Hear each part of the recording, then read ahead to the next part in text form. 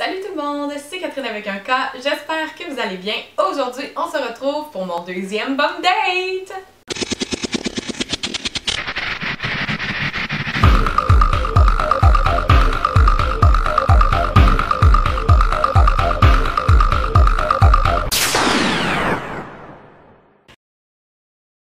Je suis présentement à 20 semaines et 1 jour. Au moment où vous regardez la vidéo, je suis à 20 semaines et 4 jours. Et ça va donc être mon échographie morphologique cette semaine, en fait mercredi. Donc vous regardez la vidéo le mercredi, mais je l'ai filmée le dimanche. Donc c'est mon échographie morphologique pour savoir si tout va bien avec bébé, si il grandit bien, il prend bien son poids, si tous ses organes sont bien là. Et pour découvrir le genre, le sexe de bébé.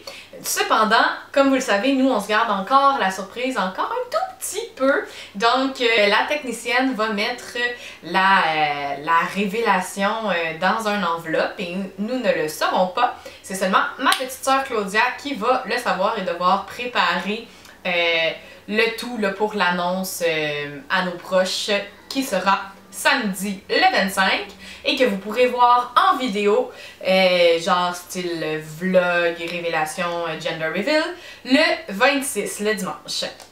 Donc, sans plus tarder, commençons avec mon bum date de 20 semaines. Avez-vous remarqué, là, je sais pas si on voit dans l'écran, j'ai changé un peu mes cheveux, donc c'est blond chanté. Et pourquoi cette transformation capillaire? Vous allez voir dans le gender reveal, je vais faire quelque chose de spécial dans mes cheveux, donc c'est pour ça cette transformation capillaire et j'ai toujours voulu essayer ça. Dans le dernier bum date, je vous parlais entre autres de mes nausées. Mes nausées sont encore présentes, ils ont même augmenté depuis la dernière vidéo de bum date. Et j'ai vomi à quelques reprises, donc oui, il y a eu des vomissements et c'est vraiment très désagréable vomir quand tu es enceinte. Donc j'ai vomi à peu près 5 à 6 fois avant d'augmenter ma dose de diclofenac, qui est mon médicament contre les nausées de grossesse. J'avais énormément de nausées malgré mon médicament.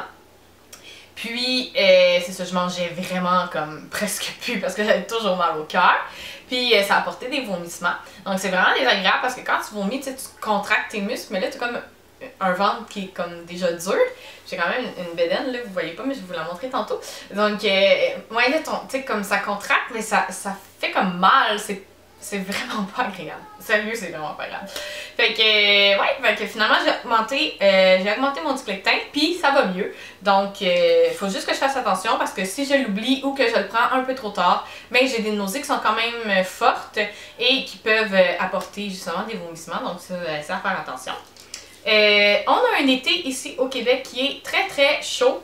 Et qui a beaucoup de canicule. Donc, ça n'aide pas les femmes enceintes. Je sais que moi, je suis juste à 20 semaines. Donc là, je suis juste dans mon deuxième trimestre et qu'il y en a qui sont comme à 33 et tout ça. Puis je suis comme, pour elle doit mourir de chaud. Mais sérieusement, j'ai vraiment beaucoup chaud. Et je fais des coups de chaleur. Et malheureusement, ces coups de chaleur m'apportent des étourdissements qui sont quand même intense et j'ai manqué de m'évanouir à quelques reprises, dont une fois avec mon fils dans les bras après une de ses séances en ergothérapie, puis une chance qu'on était à l'hôpital parce que là j'ai pu me faire aider par les thérapeutes qui étaient là, puis les infirmières qui ont comme pris la relève avec mon fils le temps que ça passe. Donc là depuis je sais bien qu'il faut que je porte le moins possible mon garçon dans mes bras, donc j'essaie de le mettre le plus possible dans la poussette, même si j'aime pas beaucoup ça. Moi je suis beaucoup plus portage.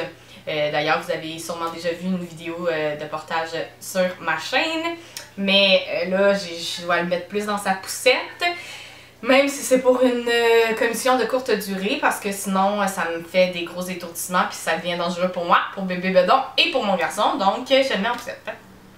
Sinon, je fais énormément d'insomnie, ça n'a même pas rapport, là.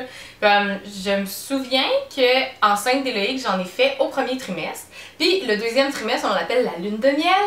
Puis ça avait comme, j'avais retrouvé mon énergie, puis je dormais bien, puis tout ça. Là, je suis dans ma lune de miel, puis sérieusement, non. Je dirais pas que c'est une lune de miel. Mais ouais, fait que j'ai beaucoup d'insomnie. Moi, j'ai toujours fais énormément d'insomnie. J'avais d'ailleurs un médicament pour ça avant ma première grossesse, mais que tu peux pas prendre enceinte, qui est le Zopiclone. Donc là, je peux pas prendre ce médicament-là. Puis je fais vraiment de l'insomnie, il n'y a pas vraiment d'explication en fait. J'arrive juste pas à trouver mon confort. Je suis ultra fatiguée, mais j'arrive pas à m'endormir. Il y a pas d'explication. Je suis même pas en train de réfléchir, je suis juste genre j'essaie de dormir, je suis fatiguée puis j'arrive pas à dormir. C'est vraiment de l'insomnie pure et dure. C'est très désagréable, ça fait que je suis beaucoup fatiguée et je n'ai pas retrouvé mon énergie, contrairement à ce que la plupart disent que oh, au deuxième trimestre j'ai retrouvé mon énergie, j'avais full énergie, tout ça. Non. Je n'ai pas retrouvé mon énergie parce que, étant donné que je dors mal, je suis très fatiguée et j'ai très peu d'énergie, malheureusement. Et ce qui n'aide pas aussi, c'est que j'ai des maux de tête intenses. Donc là, je suis au Tylenol aux 4 à 6 heures, conseillé par médecins et infirmières parce que j'avais des maux de tête qui sont vraiment très intenses. Je me souviens que j'ai fait ça à Élaïque aussi. C'est en fait parce que pendant la grossesse, ton sang augmente dans ton corps, dans le fond, donc même double, je crois. Donc ça fait que ça crée des maux de tête. Puis normalement, ces maux de tête-là devraient se calmer avec les Tylenol, ce qui est quand même le cas, sauf que moi, c'est comme, faut que je les prenne aux 4 à 6 heures parce que sinon, je vais avoir toujours mal à la tête. Puis je me réveille avec un mal de tête et je me couche avec un mal de tête, donc c'est pas super agréable. Ça aide pas aussi pour s'endormir quand t'as mal à la tête. Donc je suis sur les Tylenol, hein, une vraie droguée, moi qui aime pas prendre des médicaments. Sérieusement, ça m'énerve, mais j'ai comme pas le choix parce que sinon je serais pas capable de faire mes journées puis m'occuper de mon garçon. Et de moi-même. Fait que, ouais, je prends des Tylenol puis mon Ticlectin. Et aussi, j'ai énormément d'essoufflement. Je m'essouffle vraiment à rien. En fait, je parle, je m'essouffle. Je passe du salon à la cuisine, je m'essouffle. Sérieux, je m'essouffle vraiment à rien. C'est ridicule! Je me suis pas essoufflée autant à ma première grossesse, là, je sais pas pourquoi. Mais c'est sûr que le fait que je dois traîner mon fils Éloïc qui a des handicaps, ça aide pas parce que, tu sais, il commence à peser un peu plus lourd, il est plus grand, il a son 18 mois maintenant, donc c'est sûr que le fait que je dois toujours le prendre dans mes bras pour le déplacer dans la maison, là, c'est sûr, je le mets pas en poussette dans la maison, on s'entend. Fait que, puis il bouge beaucoup, mais il comprend pas qu'il est hypotonique, donc il peut pas vraiment bouger comme les autres en fait parce que son corps il suit pas bien. Fait que c'est moi qui force beaucoup, fait que ça l'aide pas parce que ça m'essouffle, parce que je dois comme me débattre avec lui. Fait que je suis beaucoup essoufflée et j'ai énormément de palpitations. Ça c'est vraiment désagréable. C'est comme, moi je suis quelqu'un qui a déjà fait beaucoup de crises de panique. Fait que c'est comme si j'étais constamment en crise de tu sais, sur le bord d'une crise de panique là. C'est désagréable, mais c'est pas parce que je suis sur le bord d'une crise de panique, c'est vraiment des palpitations. Et selon mon obstétricien, c'est dû aussi à l'augmentation de mon sang dans mon corps. Donc c'est ça qui crée les palpitations et les maux de tête. Donc c'est vraiment désagréable. Puis des fois j'en ai toute la journée, ça me lâche pas. Puis je suis comme, je fais rien, je suis assise, puis je suis comme... J'ai de la misère à respirer, tu sais, je suis essoufflée. Fait que ça c'est vraiment pas le fun. Mais il n'y a rien d'inquiétant, en fait, tous mes symptômes sont dits normaux! Ça dépend de chaque femme enceinte, en fait. Et moi, j'ai vraiment comme le package deal, comme je disais dans ma dernière vidéo. Mon bilan sanguin était normal et mes signes vitaux sont normaux aussi. Chaque fois que je vais chez le médecin, tout est normal. Donc, c'est vraiment, ça fait que mes symptômes sont normaux parce que, ben, tout ce qui est scientifique, médical est normal, donc il n'y a pas d'inquiétude à avoir par rapport à ça. Encore une fois, il y a aussi des côtés positifs à la grossesse, donc mes cheveux continuent à être ultra soyeux, fait que je suis full contente. Mes ongles sont encore hyper en santé, puis ils poussent super rapidement, là, comme je sais pas si vous allez pouvoir voir. C'est fait que je peux faire mes ongles sur... mes ongles naturels dans le fond, donc ça c'est super le fun aussi, puis ils sont vraiment longs.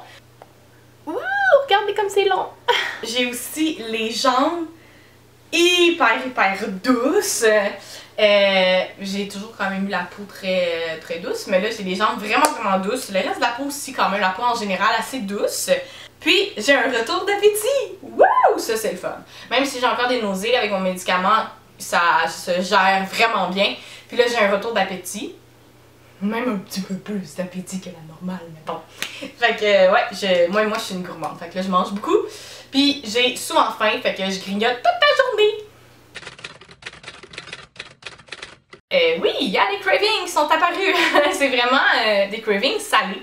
Et comme ceux qui me connaissent, vous savez, je suis plutôt là-dedans sucrée. Donc c'est assez étrange que là, j'aie vraiment envie de manger du salé. Mes deux cravings principaux sont le popcorn et les grilled cheese. Donc je mange énormément de grilled cheese et de popcorn. C'est pas ce qu'il y a de meilleur pour la santé parce que c'est full salé, mais c'est vraiment les cravings que j'ai, c'est ça. Ce qui est fromage puis popcorn. Thanks God! Sinon, j'ai fait mes premiers achats de maternité. Donc, je me suis acheté du linge de maternité parce que mon linge de femme normal, il me faisait, mais ça faisait vraiment pas beau. J'avais juste l'air comme plus comme grosse ou ça faisait comme des chandails bedaines un peu. Puis, ben, j'avais plus vraiment de pantalon qui me faisait. Donc, j'ai acheté du linge de maternité. Je me suis gâtée et je suis allée chez Team Maternité. Où j'ai pu m'acheter plusieurs robes et des chandails. Puis je suis aussi allée dans des friperies pour trouver des 3/4 et des pantalons à prix vraiment bas pour avoir ça dans le fond à me mettre. Puis je suis bien plus confortable dans ces vêtements-là que dans des vêtements normaux mais que j'aurais pris de taille plus grande. Donc oui, j'ai fait ça. Est-ce que ça vous intéresserait que je fasse une vidéo pour vous montrer mes achats de maternité? Je pourrais vous faire ça. Pour les préparatifs, en ce moment, on est vraiment plus dans les préparatifs pour le party du Gender Reveal qui arrive dans une semaine.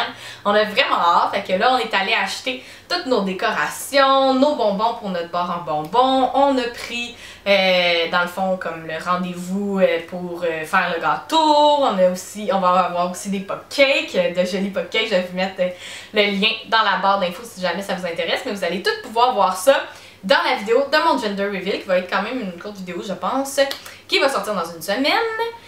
Exactement. Je t'ai soufflé.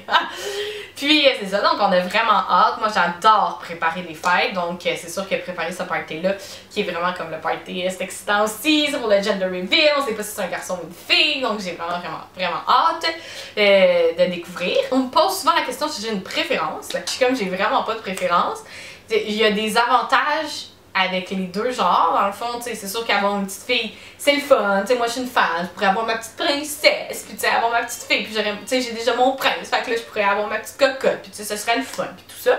Mais, avoir un garçon aussi, ça serait vraiment cool, un petit frère pour mon coco, puis un petit gars, tu sais, comme je regarde des photos de mon fils quand il était petit, puis je suis comme, ah, petit garçon, mon Dieu, j'aime ça. Fait que les deux, je suis comme, sérieux, je vais être autant contente que ce soit une fille ou un garçon.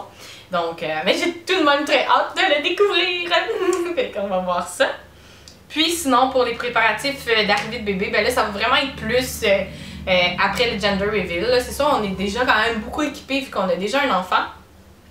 Il y a des affaires qu'il va falloir qu'on rachète, comme notre table allongée qui est brisée, puis était trop cheap, fait qu'il va falloir qu'on en achète une meilleure. Ça, c'est quelque chose qui m'énerve. Puis sinon, ben c'est sûr que des vêtements et tout ça, ben on va sûrement vouloir en racheter, même si on en a beaucoup. Tu sais, si c'est encore un garçon, on va peut-être en racheter quelques-uns un peu plus. Mais si c'est une fille, c'est sûr qu'on va se gâter aussi pour acheter des trucs un peu plus girly, là. Fait que, ouais, on va y aller avec des petits achats par-ci, par-là pour le bébé qui s'en vient. Pour le Gender Reveal, ça va être quand même très stéréotypé. Ceux qui me connaissent savent que je suis pas genre ah, une fille c'est rose puis un gars c'est bleu. Mais pour le thème du Gender Reveal, je trouvais que ça faisait, puis c'était plus facile aussi pour l'organiser de cette façon-là. Puis c'est comme un élément que tout le monde connaît, le bleu c'est pour un petit gars puis rose pour une petite fille, même si dans la vie je ne me base pas à ça. Mon garçon voudrait du rose et porter des robes et il en porterait, je m'en fous.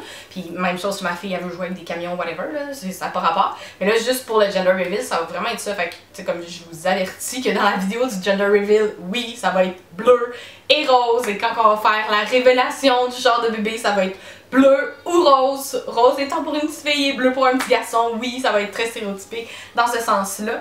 Mais dans la vie de tous les jours, ça veut rien dire. Fait que je voulais quand même vous le dire. Et c'est à peu près ça, en fait, ce que j'avais à vous dire sur mon bum date.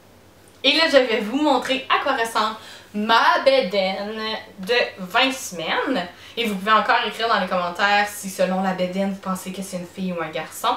Et samedi, vous aurez, dimanche, vous aurez la réponse. Donc, on fait vraiment un party pour le révéler, l'apprendre, nous, en même temps que nos proches, que nos familles et nos amis, dans le fond, qui vont être là. Donc là, je vous montre ma bedaine.